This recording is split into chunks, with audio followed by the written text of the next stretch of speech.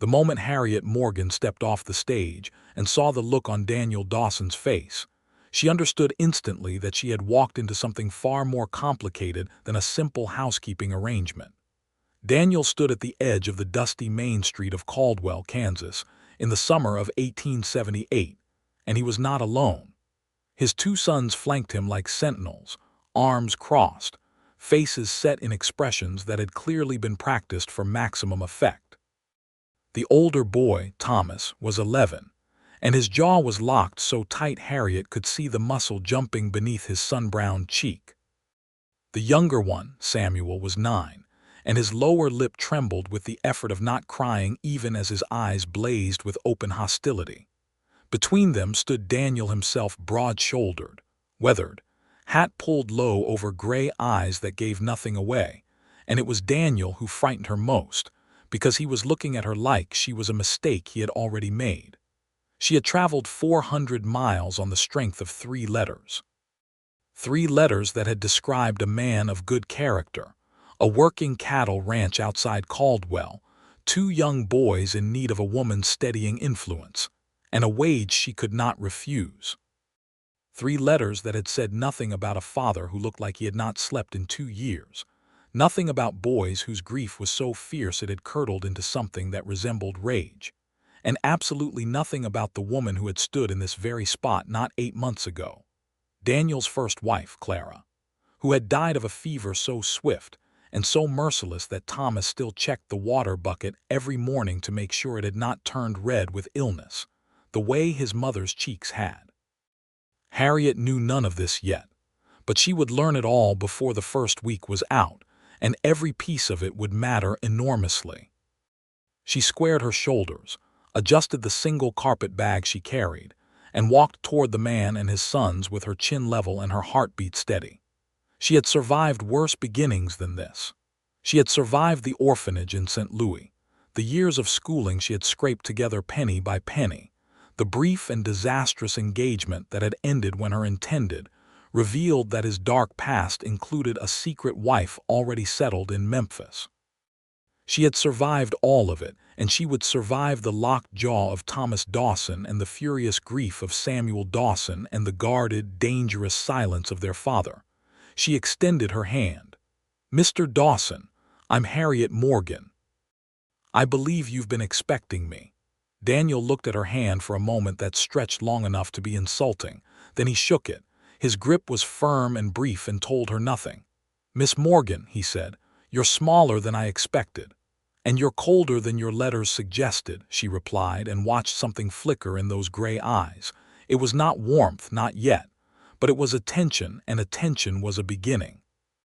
Now she needed to understand how they had all arrived at this particular moment of terrible and fragile tension, because the truth of it had started much earlier than this dusty street corner, much earlier than those 3 careful letters, much earlier even than Clara Dawson's fever. The truth of it had started with Daniel himself, and the long, solitary war he had been waging against his own heart since the day he buried his wife in the red Kansas earth. Daniel Dawson had not been born hard. He had been made hard by the specific geology of grief, slow-deposited layers of loss, pressed down by the weight of responsibility, until what had once been soil became stone. He had come west from Ohio in 1866 at the age of 23 with Clara Whitmore, his childhood sweetheart, 3 months married and already expecting Thomas. They had built the ranch with their own hands, literally, logging and hauling and hammering until their palms bled, and then calloused and then bled again. They had built it into something real, 400 acres of decent grazing land, a solid 2-room house that Daniel had since expanded, a reputation in Caldwell as a fair man and a hard worker. Clara had been the warmth of the place. That was how Daniel thought of it now, in the dark watches of the night. Not the warmth of a season, but the warmth of a fire, the kind of warmth that made a space habitable, that made it safe to take off your coat and set down your burdens. Without her, the house was still standing. The walls were still solid, but the cold got in through every crack, and neither Daniel nor his sons had figured out how to stop it. He had not been looking for a replacement for Clara. He was clear about that with himself, clear and ruthless. What he had been looking for was practical help. A woman who could cook and clean, and perhaps teach the boys their letters properly. Because Thomas was behind in his reading and Samuel refused to sit still long enough to learn his arithmetic. A woman who would be steady and capable and would not flinch at hard work. That was all he needed. He had placed the advertisement in a St. Louis newspaper because Caldwell's own small population offered no suitable candidates, and because he was too busy keeping his ranch alive to travel anywhere. He had received 6 responses. He had chosen Harriet Morgan's letter almost without knowing why. Her letter had been unlike the others. It had been practical without being cold, warm without being saccharine. She had described her education, her experience managing a schoolhouse in Jefferson City, her cooking and domestic skills, but she had also written one sentence that had lodged itself in his mind like a splinter. I believe that the secret to any household's happiness is not in its management, but in its meaning, and I think I could help you find some of both. He had read that sentence 7 times and then set the letter face down on his desk, because it had made something in his chest ache in a way he did not want to examine. He had written back practical, careful letters that described the work and the wage and the circumstances. She had responded in kind, her replies measured and thoughtful and professional. He had never mentioned Clara. He had told himself this was because it was none of Harriet Morgan's business. He understood now, standing in the street with the stage dust still settling, that the real reason was that he could not put Clara into a letter without cracking the stone layers open, and he had not been ready for that. He was not sure he was ready for it now. He loaded Harriet's bag into the back of his wagon without ceremony, lifted Samuel up to the bench seat, because the boy was still too small to climb it easily, and waited while Thomas clambered up on his own with the aggressive independence of a boy who was making a point. Harriet settled herself on the bench beside Daniel with the composed efficiency of a woman who had spent her life making the best of whatever space she was given. Nobody spoke for the first mile. It was Samuel who broke first, because Samuel always broke first. He was constitutionally incapable of sustained silence. He leaned around his father's arm and looked at Harriet with eyes that were still hostile but also unavoidably curious. "What's in the carpet bag?" he demanded. "Samuel." Daniel's voice was a warning. "Books," Harriet said, "and a tin whistle, and a jar of honey from a beekeeper I know in Kansas City, and something else that I'm not going to tell you about yet because I don't know if you deserve to know it yet." Samuel's mouth fell open. Thomas, to his own clear irritation, turned his head a fraction of an inch toward her. "What do you mean, if we deserve to know?" Samuel asked. "I mean exactly what I said. You get to know things in proportion to your behavior. That seems fair to me." "That's not fair," Samuel said immediately. He looked at his father. "Is that fair, Pa?" Daniel's jaw was tight. He was looking at the road. "Don't ask me," he said, and it was the first time Harriet saw the faintest, most involuntary hint of something that might, under different circumstances, become a smile. The ranch was everything Daniel's letters had described and several things they had not. The house was larger than she had expected, solidly built, with a covered porch that ran the full length of the front. The barn was newer than the house, recently repaired, the red paint still bright. There were chickens and 2 dogs and a vegetable garden that had been heroically neglected for the better part of a season. The well was good and the smokehouse was stocked, and the kitchen was equipped with a proper iron range that someone had spent real money on. What the letters had not mentioned was the state of order inside the house, or rather, the spectacular absence of it. Harriet stood in the kitchen doorway and conducted a swift, careful inventory. Dishes piled. Laundry sorted into what appeared to be 2 categories, wearable and unwearable, and left in heaps in the corners. A layer of dust on every flat surface that suggested the last serious cleaning had been done in another season entirely. And everywhere, the evidence of boys' whittled sticks, lengths of rope, a jar of something unidentifiable, a collection of stones arranged on the windowsill with what appeared to be some private organizational logic. She did not say anything immediately. She set her carpet bag on the table and began to survey the kitchen more carefully, opening cupboards, checking the condition of the range, cataloging what she had to work with. Daniel stood in the doorway watching her. "I know it needs work," he said, and she heard the defensive edge in his voice, the dark self-judgment underneath it. "Everything that's worth anything needs work," she said, not looking at him. "That's not an insult. That's just how things are. Tell me where the cleaning supplies are kept and I'll get started," he told her. He showed her the 2 rooms that were available, a small room off the kitchen that had been used for storage, now cleared for her use, and the rest of the house in its current state of organized chaos. Then he went back outside because that was what he did when he did not know what else to do, and Harriet Morgan rolled up her sleeves and went to work. She did not try to do everything at once. She was too experienced for that particular trap. She cleaned the kitchen first because the kitchen was the center of everything, the place where daily life was anchored, where the rhythm of a household was established or destroyed. She swept, she scrubbed, she organized. She fired up the range and discovered that it drafted beautifully and that someone had stocked it with good quality wood. By the time the afternoon light had shifted into the amber hour before supper, she had a pot of beans and salt pork going, cornbread baking, and the kitchen transformed into a place that smelled like food rather than neglect. Thomas came in first. He stood just inside the door and sniffed the air with the practiced indifference of a boy trying very hard not to show that anything was different. "I don't like beans," he said. "Then you'll be very hungry tonight," Harriet said pleasantly, "and tomorrow you can tell me what you do like, and I'll see what I can do about it." He opened his mouth and then closed it. This was, apparently, not the response he had been braced for. Samuel came crashing in behind him and slid to a stop, nose working like a hunting dog's. "That smells like Mama used to make," he said, and immediately looked stricken, as if he'd said something forbidden. The silence in the kitchen went very still. Harriet kept her voice gentle and even. "Your mother was a good cook." Samuel looked at Thomas. Thomas looked at the floor. "Yes, ma'am," Samuel said softly. "Then she and I already have something in common," Harriet said. "That's a good start.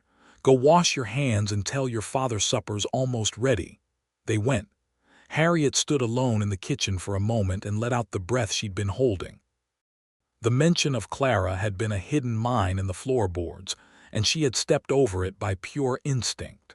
She knew she would not always be so lucky. She knew the grief in this house was not a simple thing, not something that could be cleaned away like dust. It was structural. It was load-bearing, and she was going to have to learn its architecture very carefully before she could do anything about it. Supper was quiet.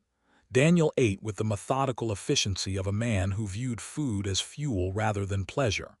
Thomas ate with aggressive self-sufficiency. Samuel ate with enthusiasm once he confirmed, via a complicated series of experimental bites, that the beans were acceptable.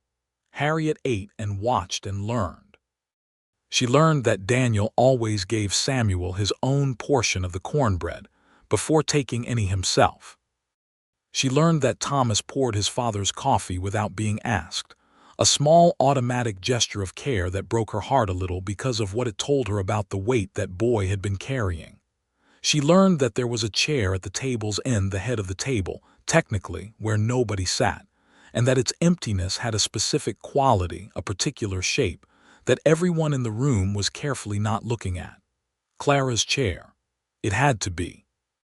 After supper, the washing up fell to Harriet as a matter of practical logic, but she did not accept its falling. She turned to the boys and said, "Which one of you would rather wash and which would rather dry?" Thomas looked at her like she had said something in a foreign language. "We don't do dishes," he said. "That's going to change," Harriet said simply, "but I'm giving you the choice of which part, so think about it." "Pa doesn't make us," Samuel said, but his voice was more curious than defiant. "Your father didn't have time to negotiate," Harriet said. "I do, pick." A long pause. Daniel had gone very still at the table, watching. "I'll wash," Thomas said finally, in a tone that made it clear this was a strategic decision and absolutely not capitulation. "I'll dry," Samuel said, and practically ran to get into position, because Samuel, despite himself, could not resist being part of anything that felt like a new kind of game. That was the first night. It was not a triumph, but it was a beginning, and Harriet Morgan had always known how to build from beginnings. The first week was harder than she had expected, and she had expected it to be hard. The secrets of the Dawson household revealed themselves gradually, like landscape emerging from morning fog. Daniel left before dawn every day, returning at dusk, and gave her almost no instruction or guidance, which she understood was either trust or abdication, and possibly both. The boys tested her in ways both blatant and subtle, Samuel through motion and noise, Thomas through the more surgical method of doing exactly what she asked in exactly the wrong spirit. She held her ground without making it a battle, which was the only way she knew to hold ground. She also discovered on the fourth morning that the chores were a catastrophe. Daniel had a list of them posted in the barn, a handwritten sheet that had been there so long the edges were brown and the ink was faded. Feed the chickens.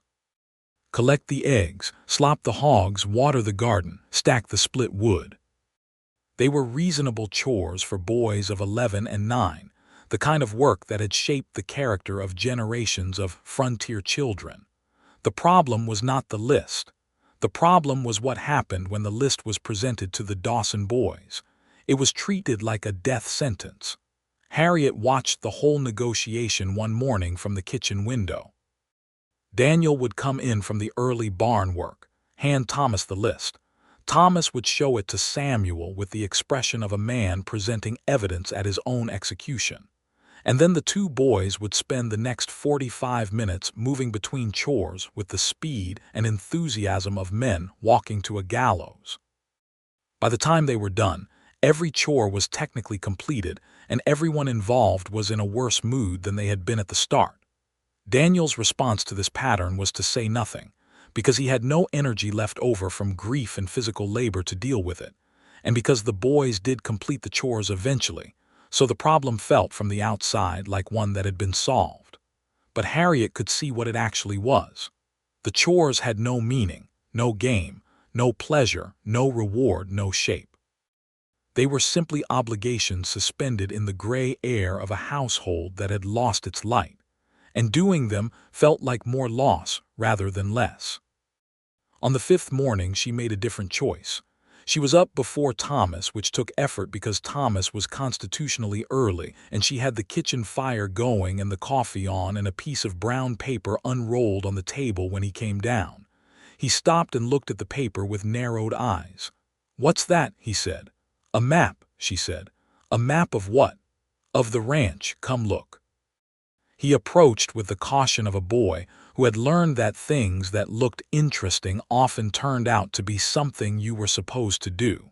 He looked at the paper. Harriet had drawn the ranch in rough but recognizable outline: the house, the barn, the chicken coop, the garden, the woodpile, the hog pen. At each location she had drawn a small symbol, and beside the whole thing she had written a number. "What are the symbols?" Thomas said, despite himself. "Checkpoints," Harriet said. "And the number is the current total score. It starts at 0 and it goes up every day based on how fast the checkpoints get completed and how well they get completed. At the end of each week, the person with the highest score gets to pick what's for Sunday supper." Thomas was quiet for a long moment. "That's the same as just doing chores," he said. "It's exactly the same as just doing chores," Harriet agreed, pouring herself a cup of coffee. "The only difference is that now there's a scoreboard." He picked up the paper and looked at it more closely. Harriet could see the gears turning behind his gray eyes so much like his father's that it sometimes startled her. "Can I pick anything I want for Sunday supper?" he said. "Within reason and available ingredients, yes." "What counts as within reason?" "You can ask for apple pie and I'll make it."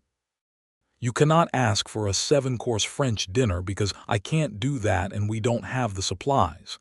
He set the paper down very carefully. What if Samuel cheats? Then I'm watching and I'll know. The checkpoint system has built-in verification. I inspect each one before I mark it. When Samuel came downstairs 20 minutes later, Thomas was already explaining the rules to him with the focused intensity of a general briefing his troops, and Harriet turned away so neither of them could see her expression. Daniel came in for his breakfast at 6 o'clock, the way he always did, and found the kitchen table cleared of the paper map and the boys already outside, their voices reaching the window in a way they almost never did, not quite arguing, but competitive, purposeful, the sound of people who had a reason to move fast. He sat down and looked at Harriet, who put his coffee and his breakfast in front of him with her customary efficiency, and said nothing. After a moment he said, "What did you do?" "I made their chores into a game," she said. He was quiet, looking at his coffee. "Will it last?" "I don't know," she said honestly. "But even if it only lasts 2 weeks, that's 2 weeks better than what came before." He looked up at her then, and it was the first time, the very first time, that she saw past the gray guardedness of his eyes into something that lived underneath it. Not warmth, not yet, but recognition. The specific look of a person who has been surprised into acknowledging that someone else has understood something true. It lasted considerably longer than 2 weeks. The chore game evolved over the following month in ways that Harriet had not entirely anticipated. Thomas, who had inherited his father's capacity for systematic thinking, began optimizing. He created routes between checkpoints that minimized wasted motion. He negotiated with Samuel about which tasks each of them did fastest, and allocated accordingly. He began completing the entire morning list in 40 minutes flat, which was remarkable when you considered that the same list had previously taken 2 boys almost an hour of suffering. Samuel, for his part, brought to the enterprise a creative energy that had nowhere previously to go. He invented a personal scoring system within the larger system, tracking not just whether checkpoints were completed but how perfectly they were completed: eggs collected with 0 breakage, wood stacked with military precision, garden rows weeded down to the last intruder. He began, without anyone asking him to take genuine pride in his work. Nobody had given his sons a reason to do their chores cheerfully until she made a game of it. Daniel had observed this private truth from a distance, never quite letting himself look at it directly, the way you cannot look directly at the sun. But by the 5th week after Harriet Morgan's arrival, he could no longer avoid what was happening in his household. His boys were different. Not in some fundamental alteration of character, but in the quotidian texture of their days. There was sound in the house again, argument and laughter, and the particular noise of boys who are too busy to be unhappy. The gray weight that had pressed the household flat had not lifted entirely, but it had shifted. He could breathe under it now. He did not know what to do with the gratitude he felt, because Daniel Dawson did not have a current category for Harriet Morgan. She was not a servant. She was not exactly an employee. She was certainly not, he refused firmly to finish that thought. She was a complication he had not budgeted for, and that frightened him in ways that felt far more dangerous than the practical fears he had lived with since Clara died. Harriet, for her part, had her own complicated inner landscape to manage. She had not come to Caldwell looking for love.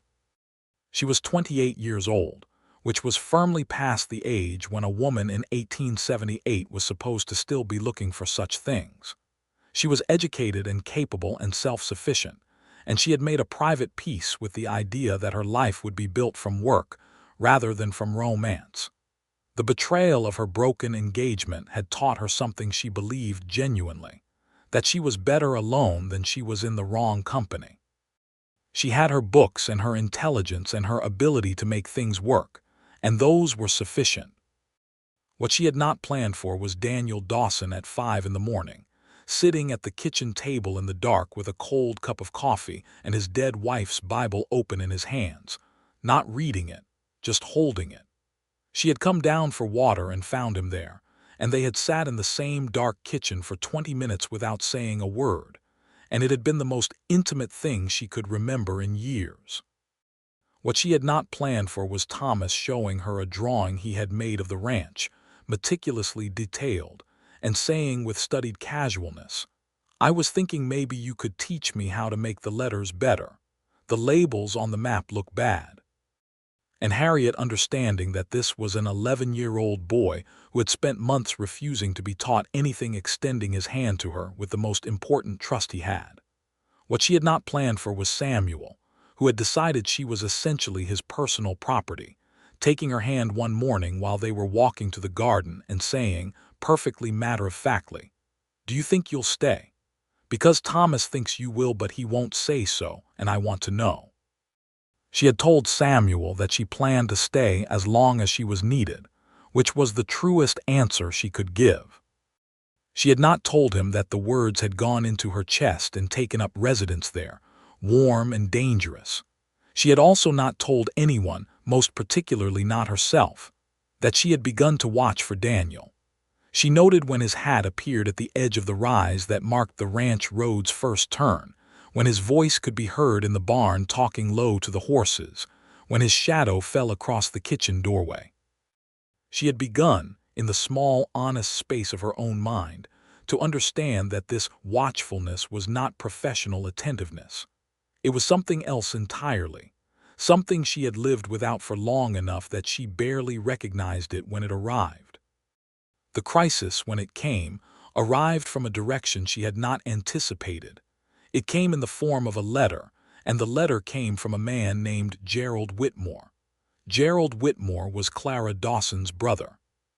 He was, according to what Harriet eventually pieced together, a man who had never much liked Daniel, had never forgiven him for taking Clara west, and had spent the 8 months since Clara's death building a case, primarily in his own mind, but also in conversations with several Caldwell residents, that Daniel was not fit to raise his sister's boys alone. The arrival of a hired woman from out of state had apparently been the final piece of evidence Gerald needed to act, because on a Tuesday morning in the 6th week after Harriet's arrival, a letter arrived from a lawyer in Topeka stating that Gerald Whitmore intended to petition for guardianship of Thomas and Samuel Dawson. Daniel brought the letter into the kitchen and set it on the table and stood there with both hands flat on the wood, looking at it, and Harriet recognized the expression on his face immediately because she had seen it before, on people who had just had the ground cut from under them. "Tell me," she said. He told her. His voice was flat and controlled, which was worse than if he had been angry, because the control told her how terrified he was underneath it. "He can't take them," she said, when he finished. "He's going to try." Daniel pushed back from the table and walked to the window.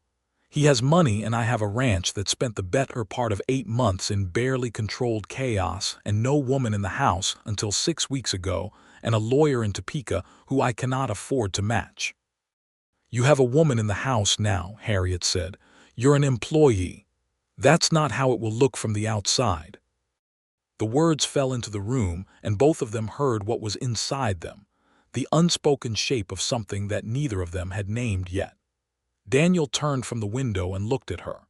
His gray eyes were dark with something that was half desperation and half something more fundamental, and Harriet felt it in her stomach, in her hands, in the place behind her ribs where she had been carefully not feeling anything for 6 weeks.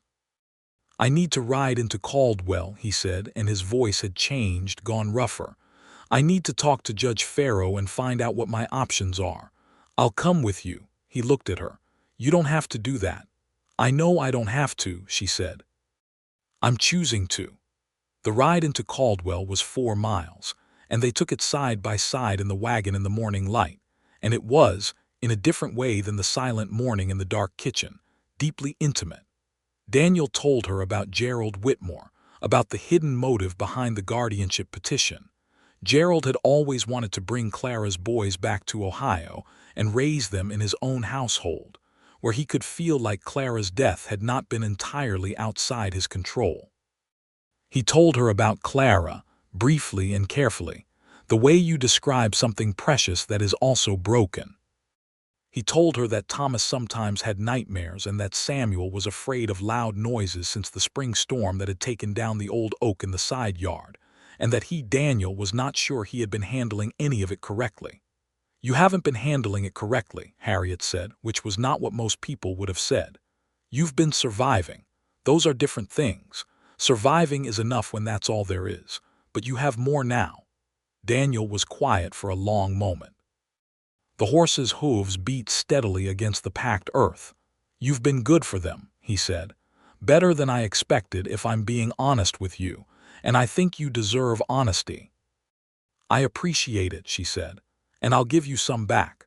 I think your sons are extraordinary boys who have been carrying a grief that was too heavy for them, and I think they needed someone to hand it back to them in small enough pieces to manage. But it wasn't the game or the scoreboard that helped them most. It was knowing that someone was paying attention, that someone saw them." Daniel said nothing.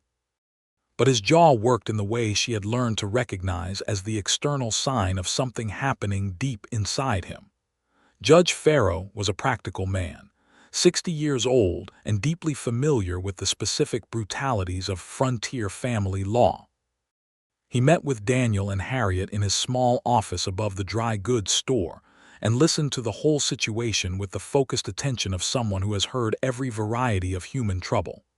"Gerald Whitmore is a pest, but he's not without legal standing," the judge said, when Daniel finished. "As the deceased mother's surviving kin, he can make an argument.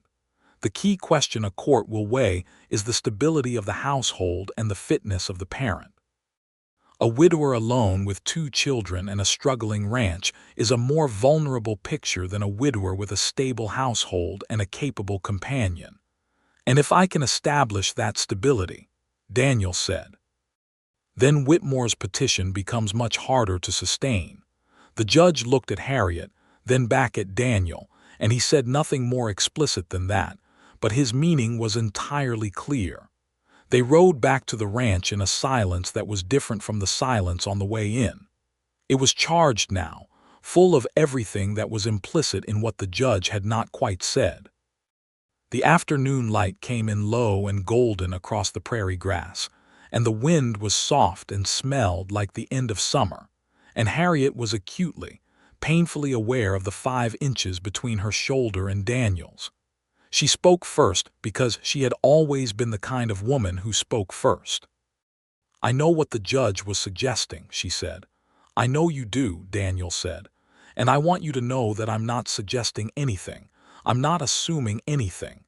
This is your decision to make, and I won't be offended by any version of it, and I'm not bringing it up to pressure you." "Then why are you bringing it up?" She looked at the road ahead. "Because I've been in a situation before where I had hidden expectations and the other person had hidden expectations, and neither of us said them out loud, and it ended very badly. I don't want that to happen here." He was quiet for so long that she thought he was not going to respond at all. Then he said, "What happened?" "With the other situation." She told him, briefly, without self-pity, the way she told herself everything, as information, as the record of what had been, as something that had shaped her but did not own her. She told him about the engagement and the secret wife and the particular quality of the betrayal, which had been not just romantic but practical. She had turned down 2 other positions and spent money she could not spare on preparations for a wedding that was never going to happen. When she finished, Daniel said, "I'm sorry, that was a rotten thing." "Yes," she agreed, "it was, but I learned from it." "What did you learn?" "That the worst thing you can do to someone is make them guess what you want. So I'm telling you what I want, which is to stay here. I like this ranch. I like your sons. I like my work here. I'm telling you that not so that you'll feel obligated, but so that you know the information and you can do with it what you think best." He looked at her then, a full, long look, and she met it without flinching because she had told the truth and the truth did not require flinching. "What about me?" he said. His voice was very quiet. "Do you like me?" The question was so simple and so unexpected that she felt something open in her chest, something she had been keeping very carefully closed. "You're the most difficult person I've encountered in years," she said, and I find you absolutely fascinating, and yes, I like you." It was not a declaration. It was not a proposal. It was the first truthful, unguarded thing that had passed between them, and it sat in the wagon like a living thing while they made the rest of the journey home. The weeks that followed were different in texture from the weeks before. Something had been named between them, and while neither of them rushed toward it, its presence changed the quality of the air. Daniel began to stay for supper instead of eating quickly and retreating. He began to linger after, asking her questions about what she had been reading, or what Thomas had done that day in his lessons, or what she thought about the spring calving prospects. Harriet answered everything honestly and asked questions in return, and the conversations grew longer and more specific and more real. She taught Thomas to read properly, and the revelation of the boy who emerged from behind the barrier of his reading difficulty was extraordinary. He was intelligent in a way that was architecturally complex, able to hold multiple logical threads simultaneously, deeply interested in how things worked. He read mechanics manuals with the same absorption that other boys brought to adventure stories. He was proud and self-protective and fiercely loyal, and under the right conditions he was capable of a dry, precise humor that was so like his father's that it sometimes made her breathless. Samuel she helped with his arithmetic, and what she discovered was that Samuel learned best when numbers were attached to things he cared about: scores, distances, the number of eggs per hen per week, the projected yield of the vegetable garden. Abstract arithmetic left him cold. Concrete arithmetic with stakes attached made him precise and fast. She restructured his lessons entirely around problems that had real answers with real consequences, and within 3 weeks he was doing calculations that Thomas could barely follow. Daniel watched all of this from the edges. He was not a man who showed things easily, but Harriet was learning to read what he showed. The particular quality of his attention when she was in the room, not staring, never obvious, but present in a way that she felt like warmth from a fire she was not quite facing. The way he made small adjustments to her workspace without commenting on them. The water bucket moved closer to the kitchen door so she did not have to walk as far. A new set of shelves installed above the dry sink. An oil lamp with better glass placed on the desk in her room. Small things, significant things. She caught him once, in the barn early on a Saturday morning when she had come out to tell him breakfast was ready, standing with one of her books in his hands. She had left it on the workbench the day before when she'd brought water out to the boys. He did not hear her come in, and she watched him read for a full minute before she made a sound. He was entirely absorbed, utterly still, and there was something in his face while he read that was softer than anything she saw from him in daylight hours with other people present. Something younger, something closer to the man he had been before the stone layers formed. She cleared her throat. He looked up, and for the first time in the weeks she had known him, she saw actual color rise in his face. He set the book down quickly, too quickly. He started. "You can borrow it," she said. He picked it up again, more slowly. "It's about education," he said, reading the cover. "Your methods. I brought it for my own reference, but I've read it twice already." "You're welcome to it." He held it for a moment, looking at it, then at her. "You're a teacher," he said, "not just you're actually trained. 2 years at the Jefferson City Normal School," she said, "plus 4 years teaching practice." He absorbed this. "Then you're overqualified for what I'm paying you."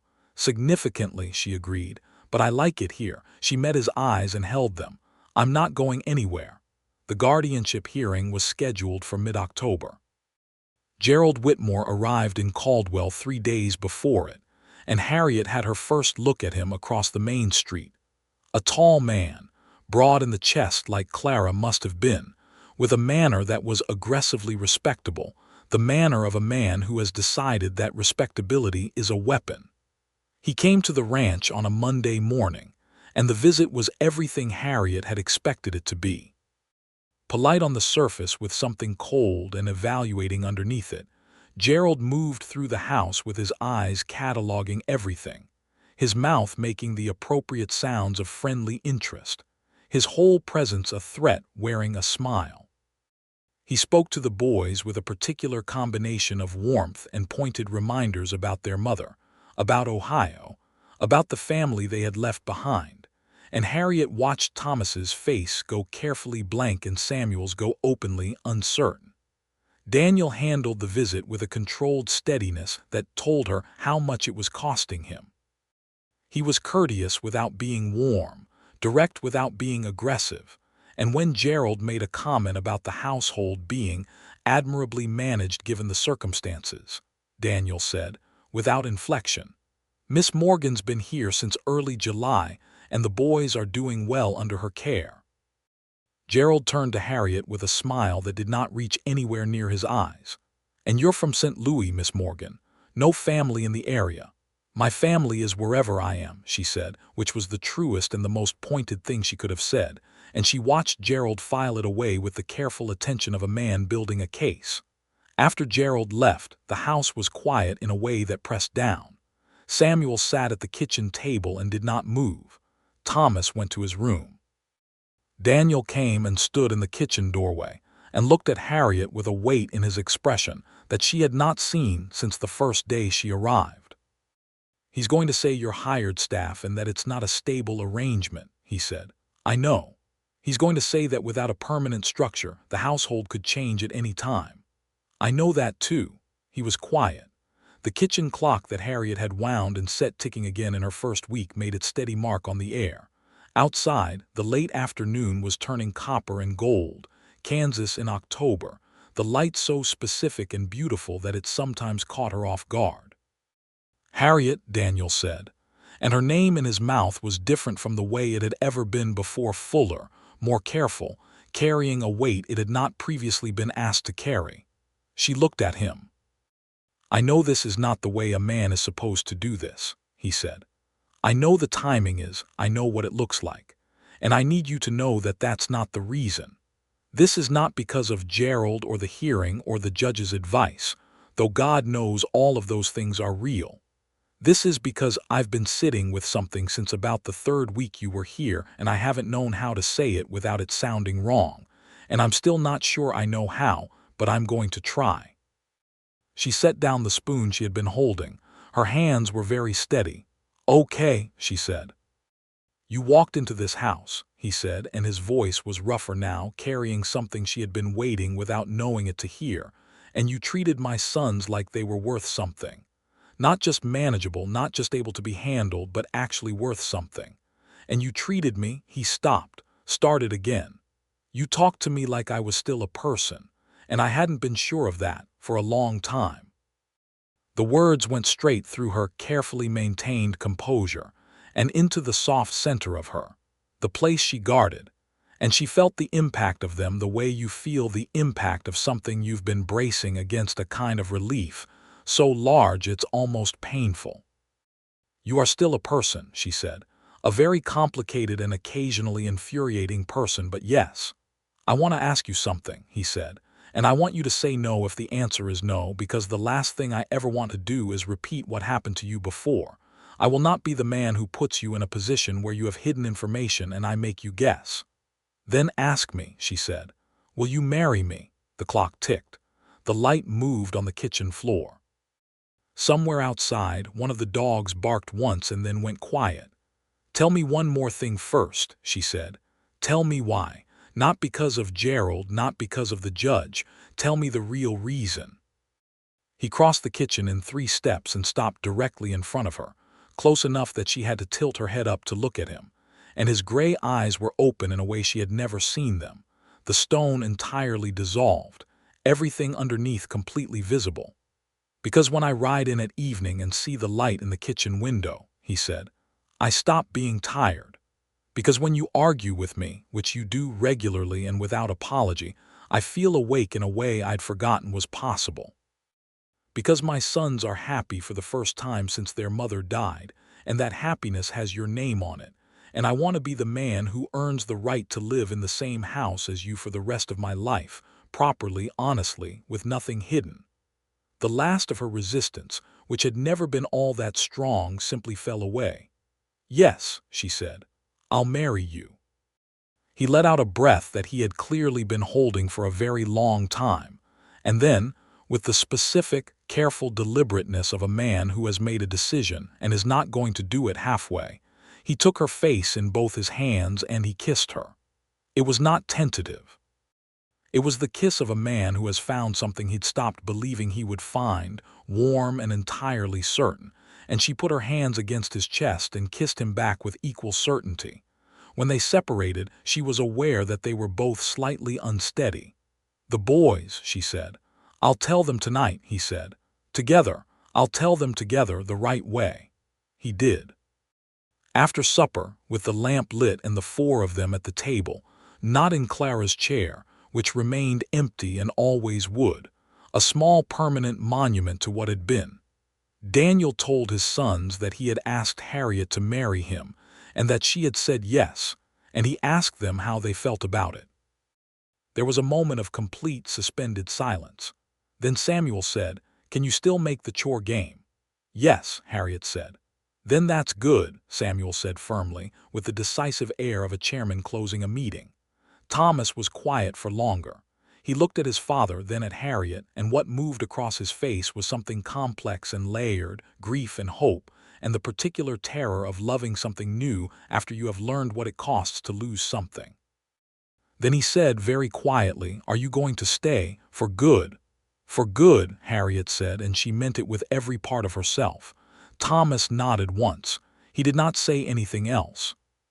But that night, when Harriet was checking the lamp in the hallway before bed, she found that someone had placed one of the small stones from Samuel's windowsill collection on the floor outside her door. She picked it up.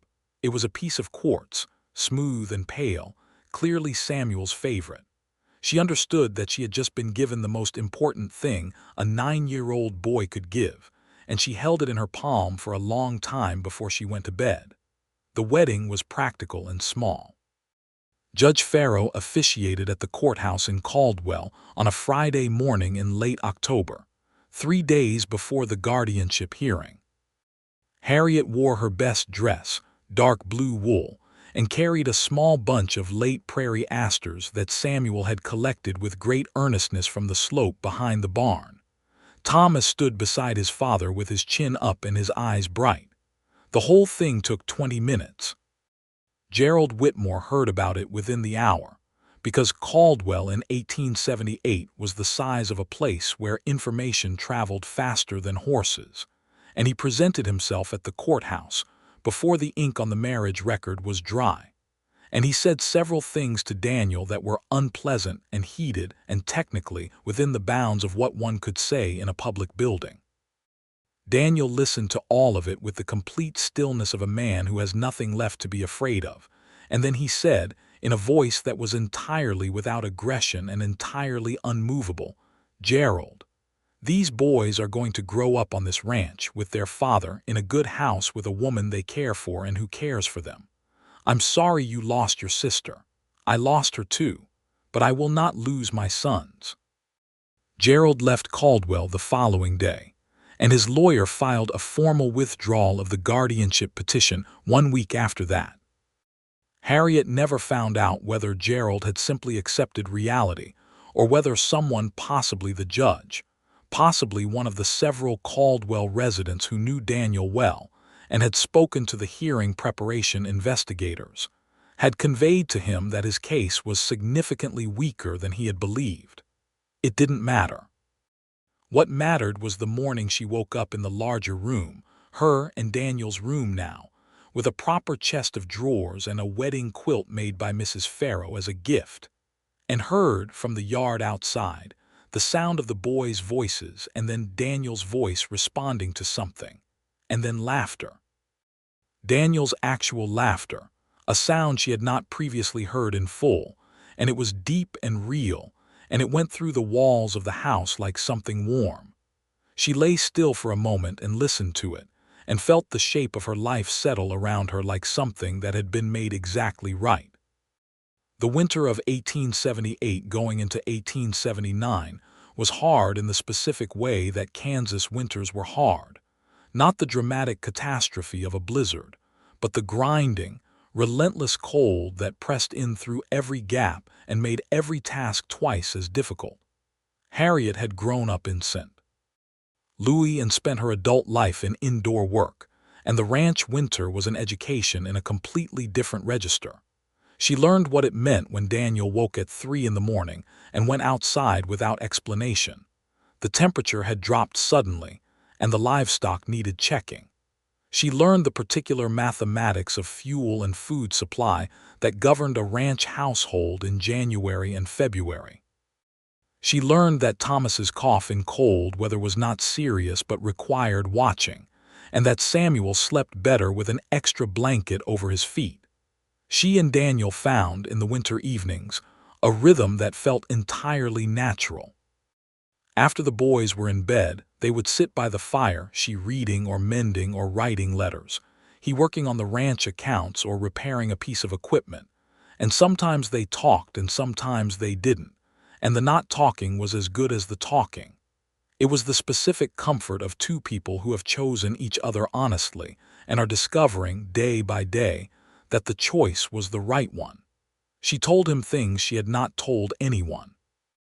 She told him about the orphanage, about the teacher there who had been the first person to tell her she was intelligent, and that it mattered, about the specific kind of lonely that is feeling like a full person while everyone around you treats you like a partial one. He listened the way he did everything completely, without rushing her, without offering comfort before she was finished, which was the kind of listening that felt rarer and more valuable than gold.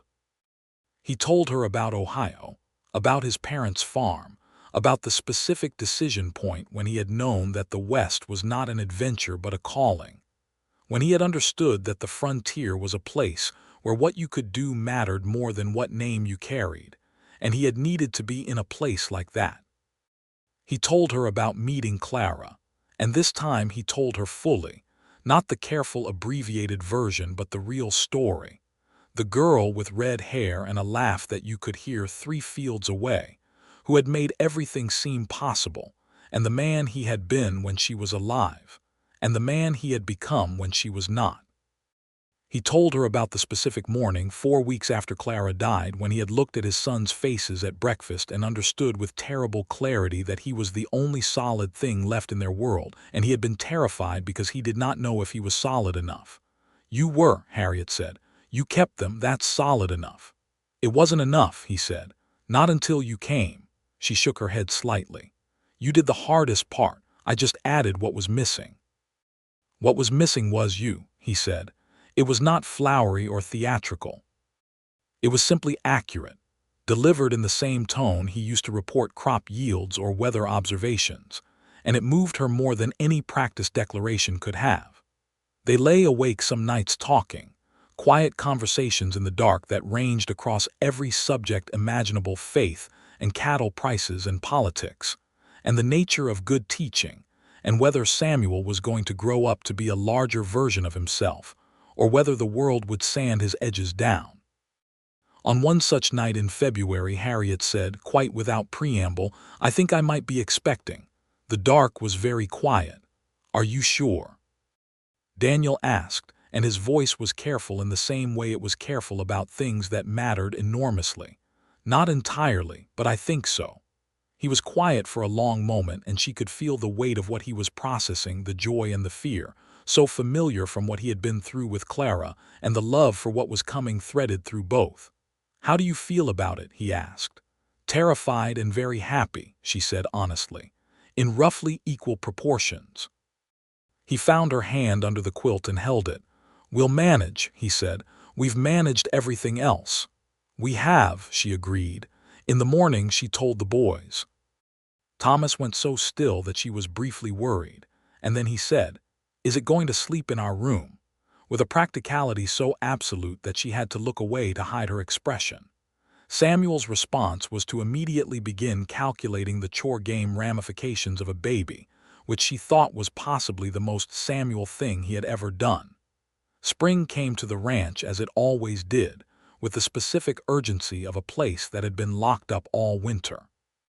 The cattle needed moving, the garden needed turning, the barn needed repairs where the winter had been hard on the roof, and the household moved at a pace that was part work and part celebration of simply being alive in the warming world. Harriet's condition became apparent to Caldwell generally by April, and the town's response was, on balance, warm. There were a few women who found it worth commenting on the speed of the marriage and the timing of the pregnancy, and Harriet noted these comments and ignored them with the specific ease of a woman who had survived things considerably more difficult than small-town gossip. She continued teaching the boys throughout the spring, expanding their curriculum as her own strength allowed. Thomas had by now become genuinely passionate about reading, consuming everything she had and making requests that forced her to write to Kansas City for additional supplies. Samuel had developed, somewhat to everyone's surprise including his own, a deep interest in natural history. He collected specimens, cataloged them in a notebook that was both obsessive and beautifully organized, and asked questions about the natural world with an intensity that told her there was a scientist in that small, warm body. The chore game had evolved through several iterations since the original brown paper map. Harriet had added complexity as the boys' abilities grew, bonus points for completing tasks ahead of schedule, deductions for sloppiness that they debated with the passion of lawyers, weekly competitions that had begun to include their father on Saturday mornings, which was the closest thing to family recreation the Dawson Ranch had. Daniel was, it turned out, extremely competitive in the most restrained possible way. He would not admit to caring about the score and then post the most efficient time on the egg collection run in the household's recorded history. One Saturday in May, Samuel beat his father's time on the water hauling by 45 seconds, using a technique he had developed that involved a different grip on the yoke, and his celebration was so complete and so prolonged that it drove Thomas off the porch in laughing disgust, which caused Daniel to catch Harriet's eye over the noise and smile at her. A real, full, entirely unguarded smile that she stored carefully in the treasury of things she wanted to remember forever. The baby arrived in September of 1879, and he was a boy, and they named him James. James Dawson came into the world in the bedroom of the ranch house on a Tuesday morning with the practical assistance of Mrs. Haverson from the neighboring farm, who had delivered more babies than she could count and who pronounced James a healthy, loud, and adequately large boy with the decisive confidence of an expert. Thomas held him first, very carefully, with the expression of someone who has been handed something extraordinary and is afraid to break it. Samuel held him second and said immediately, "He's smaller than I thought a baby would be." And then, "Can he be on the chore team when he's bigger?" "Several years from now," Harriet said. "How many years?" "At least 4 or 5 before he could do anything useful." Samuel calculated this. "That's a long time," he said, but he said it looking at James with an expression that contained approximately no disappointment whatsoever. Daniel held his son with the particular stillness of a man who is containing something very large. He looked at James's face, the dark hair, the clenched small hands, and then he looked at Harriet with an expression that she would carry with her for the rest of her life. It was not complicated. It was exactly what it appeared to be. It was a man who had been brought back from somewhere very cold into somewhere warm, and who understood exactly how that had happened. "Thank you," he said, very quietly. "I didn't do it alone," she said. "No," he agreed. "But you did the most important parts." She laughed, which was not quite the appropriate response to a sincere declaration, but was the only authentic one she had, and Daniel smiled and sat down on the edge of the bed still holding James, and the 4 of them, the 5 of them were in the same room together in the September afternoon light. In the years that followed, the Dawson Ranch grew and the Dawson family with it. A daughter arrived 2 years after James, a solemn, brown-eyed girl they named Eliza, who turned out to have her father's systematic intelligence and her mother's stubborn independence, which made her simultaneously a delight and a trial at every stage of her development. After Eliza came another son, Charles, who arrived red-faced and opinionated and remained so. Thomas turned 16 in 1883 and had by then become an indispensable part of the ranch's operation. A young man whose quiet competence was recognized throughout the Caldwell district, who read engineering manuals in the evenings and had already told his father that he intended to study mechanical sciences at a proper college, and who said this with a directness that was entirely his own and also entirely Daniel's. Harriet had written twice to the Kansas State Agricultural College at Manhattan on his behalf, and the correspondence was ongoing. Samuel turned 14 the same year and had transformed, gradually and inevitably, into the person that his childhood had promised: expansive, creative, interested in everything, with a specific and profound passion for the natural world that had only intensified with time. He had 3 notebooks filled with observations and drawings that were genuinely impressive by any standard. He spoke about the frontier's disappearing wild spaces with a seriousness that surprised adults who met him for the first time, because he sounded like a much older person when he talked about what was being lost, and because the concern was completely real. The chore game, which had become essentially a permanent feature of the Dawson household's landscape, had by 1883 evolved into something more sophisticated than its original form: a running household management system with scoring parameters that accounted for the different ages and capabilities of 5 children ranging from 1 to 16.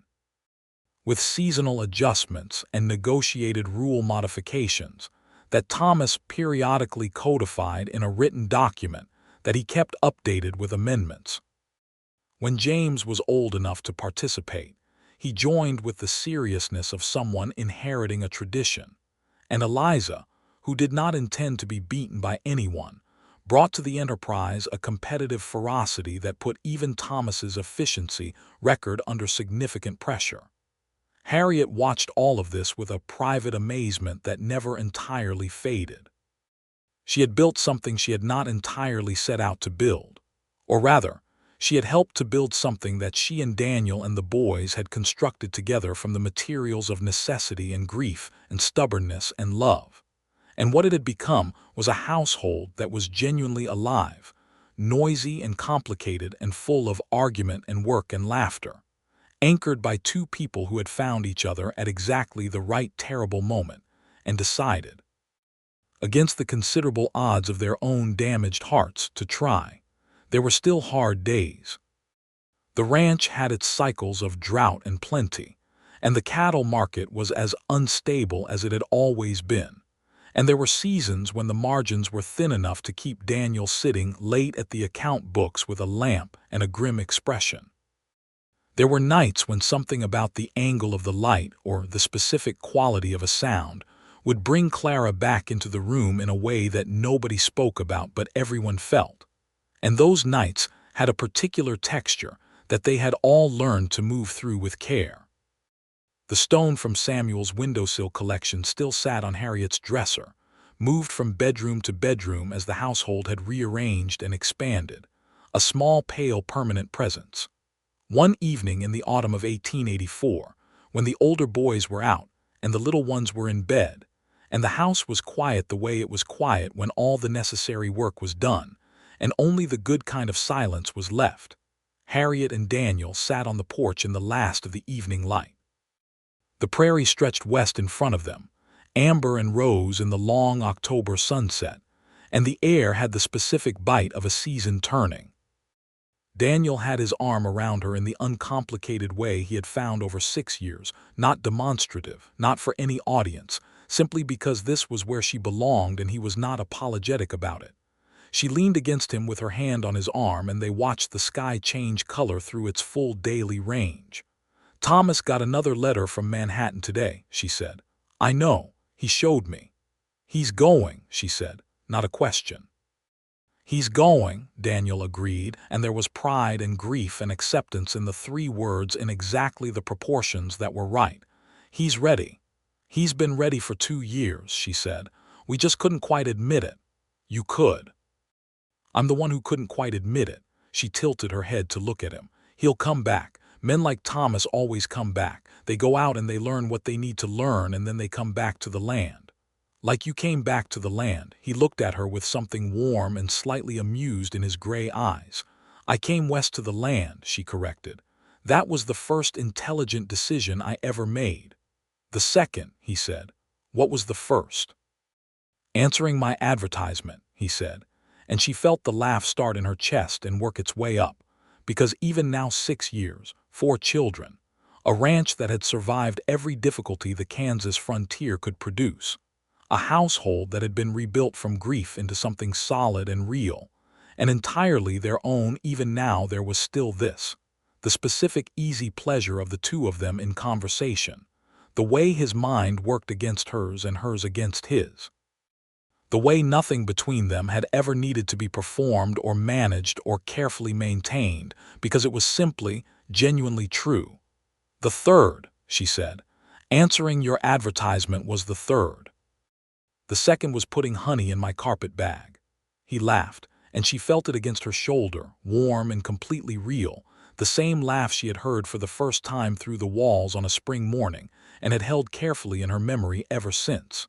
The sound of it was still the best sound she knew, better than the creek running or the prairie wind or the particular quiet of the house when everyone in it was safe and sleeping. What are you thinking about? He asked. That first day, she said. Standing on the street, you looked at me like you'd already decided I was going to fail. I was terrified, he said, of me. Of hoping, he said simply. Of letting anything in that could matter, because everything that mattered cost something and I wasn't sure I had anything left to spend. She turned more fully toward him. His face in the evening light was the face she knew best in the world, the lines of it, the specific landscape of 6 years together, every expression she had catalogued and memorized and understood. And now, she asked. Now, he said, I would spend anything. He looked at her steadily, with all the openness she had spent the first months of their acquaintance trying to find behind the stone. Everything, if it came to it, without hesitation. She leaned up and kissed him there on the porch in the last of the October light, soft and certain, and he kissed her back with the same quality that had always been in his touch, complete, unhurried, honest. When they separated, she rested her forehead against his temple and said, We built something good. We did, he said. The boys are good. They are. The ranch is good, better every year. And we're, she paused, finding the word. Good, he said. We are very, very good. She laughed again, shorter this time, and settled back against him under his arm, and they sat on the porch as the last of the light faded and the first stars arrived one by one in the enormous Kansas sky, and the warmth of the kitchen window behind them pushed out into the cooling evening air, the same light that had, years ago, stopped him at the ridge on his way home and made him not tired. Still the same. Better than the same. Inside the house, young James made a thump and then called out, not distressed, just announcing his continued existence in the way 3-year-olds do, and Harriet heard Daniel smile rather than saw it. And she stood up with the practical ease of a woman who has stood up from comfortable chairs 10,000 times in the service of people she loves, and she went inside. She stopped in the kitchen doorway and looked back at him. He was watching her, as he always was, that specific quality of attention she had first noticed in the barn when he did not know she was watching, now given freely without self-consciousness, the most natural thing in the world. Coming, she said. Always, he said, and rose from his chair and followed her in. The lamplight fell across the kitchen table, and the 4 children's drawings that Eliza had tacked to the wall, and the map, now the 3rd version, drawn precisely by Thomas on proper paper, laminated as well as a frontier household could manage, their family's private cartography of daily work and meaning, and the stone on the sill, and the chair that had been empty and was empty no longer. Because nobody fills a chair by filling it, but by filling the house with so much living that the empty spaces become part of the pattern rather than the wound. The Dawson Ranch sat on the Kansas prairie, and it was a good place, properly built and honestly inhabited, and the people who lived in it were, by any honest accounting, exactly where they were supposed to be.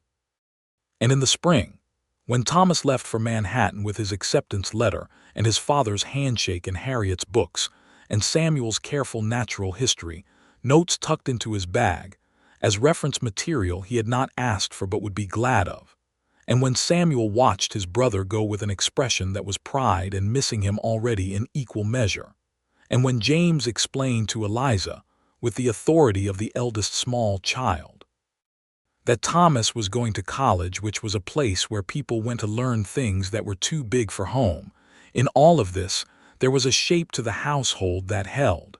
The game went on, the scoreboard updated. The checkpoints were cleared every morning by children who had grown up understanding that work was not an obligation, but an act of care for the place and the people you belonged to. And at the end of every day, in the hour when the kitchen lamp was lit and the work was done, and the noise settled into the particular comfortable hum of a full household at rest, Daniel Dawson sat at his table and looked around at what had been built from the bones of grief and the nerve of a woman who had stepped off a stage into the hardest possible beginning and refused to let it be that. He had not been looking for anything when he wrote that advertisement. He had been surviving, which was not the same thing.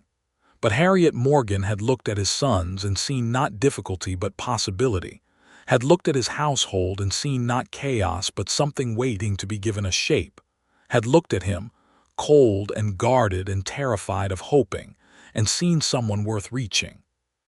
And in giving his sons a reason to do their chores cheerfully, she had given all of them, himself most of all, a reason to believe that the ground beneath their feet was solid again, and that the future was not something to be endured but something to be built, one morning's work at a time together, for as long as the land and the light held, which, in the great good luck of the Dawsons' particular life, turned out to be a very long time indeed.